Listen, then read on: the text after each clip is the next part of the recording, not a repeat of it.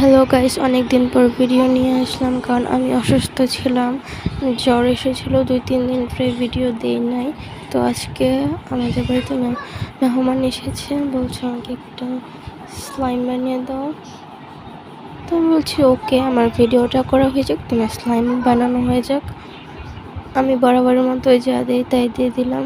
ফার্স্টে একটা ক্লে দিলাম, দেন ওয়াটার, তারপর এটা ছিল অফ হোয়াইট কালার, এটাতে একটু পিঙ্ক দিলাম, বলতেছি একটু পিঙ্ক কালার দিয়ে দাও।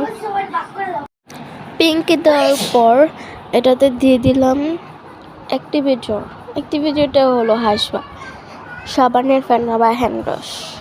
আমি যে আগেও বানাইছি, তোমাদের সাথে শেয়ার করছি কিনা মনে নাই, অনেক আগে বানিয়েছিলাম। আমি প্রায়ই বানাই স্লাইম। এটা দিলেই জমা বেঁধে যায়, বিশেষ করে সাবানের ফেনাটা দিলে বেশ তাড়াতাড়ি জমাট বেঁধে যায়। হ্যান্ড ওয়াশটা দিলে একটু পরে বাঁধে জমাট।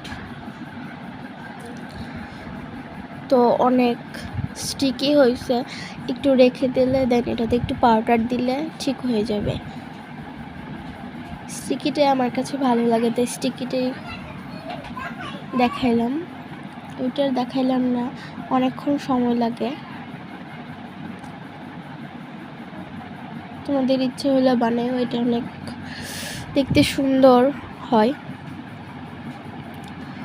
আজকের মতন এটুকু, বাই বাই।